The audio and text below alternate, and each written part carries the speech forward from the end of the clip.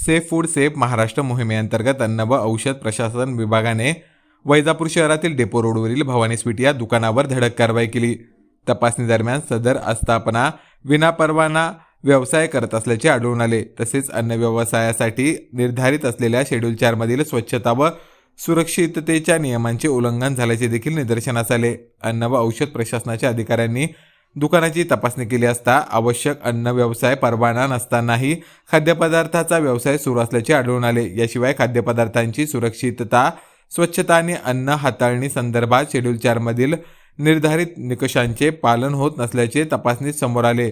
याबाबत अन्न व सुरक्षा अधिकारी सुरसे यांनी दुकानदाराला नोटीस देत व्यवसाय बंद ठेवण्याच्या सूचना देत दुकान सील केले आहे। ग्राहकांना सुरक्षित आणि स्वच्छ अन्न पदार्थ उपलब्ध व्हावेत यासाठी महाराष्ट्र शासनाच्या सेफ फूड सेफ महाराष्ट्र मोहिमेअंतर्गत अशा आस्थापनांवर सातत्याने तपासणी व कारवाई केली जात आहे। त्याच अनुषंगाने भवानी स्वीटवर ही कारवाई करण्यात आल्याची माहिती प्रशासनाकडून प्राप्त झाली आहे। विनापरवाना अन्न व्यवसाय तसेच शेड्यूल 4 चे उल्लंघन आढळून आल्याने संबंधित दुकान सील करण्यात आले आहे। या कारवाईमुळे अन्न व्यवसाय करणाऱ्या दुकानदारांची आवश्यक परवाने घेऊनच व्यवसाय करावा आणि अन्न सुरक्षा व स्वच्छतेच्या नियमांचे काटेकोरपणे पालन करावे असा स्पष्ट संदेश प्रशासनाने दिला आहे। अन्न व औषध प्रशासनाकडून भविष्यातही अन्नपदार्थाची गुणवत्ता, स्वच्छता आणि परवान्यांच्या अनुषंगाने तपासण्या सुरू राहणार असून नियमांचे उल्लंघन करणाऱ्यांवर नियमानुसार कठोर कारवाई केली जाणार असल्याची माहिती प्रशासनाकडून देण्यात आली आहे। दरम्यान कारवाई करण्यात आलेल्या दुकानासंदर्भात शनिवारी एका ग्राहकाने तक्रार केल्याची माहिती देखील प्राप्त होत असून कचोरीमध्ये उंदराच्या विष्ठा आढळून आल्याचा आरोप या ग्राहकाकडून करण्यात आला होता। दरम्यान याबाबत सदर ग्राहकाने ऑनलाईन तक्रार देखील नोंदवली होती। यानंतर अन्न व औषध प्रशासनाने ही कारवाई केली। तर या संदर्भात त्या तरुणाची नेमकी काय तक्रार होती, व्हिडिओमध्ये त्याने काय आरोप केले आहेत ते बघूयात।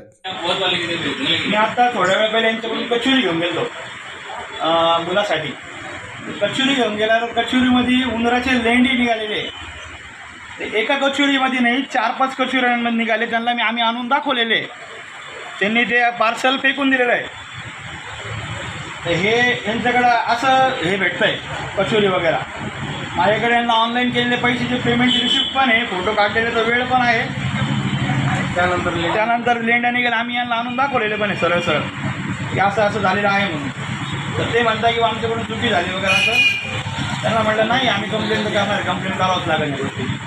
किती कचोरी नेलता तुम्ही? 5 नेल्या होत्या, 5च्या 5 मध्ये निघाले ते, पण 2 मुलांनी खाऊन घेतलेले आणि 3 जे होते ते त्यांना आम्ही आणून दाखवलेले।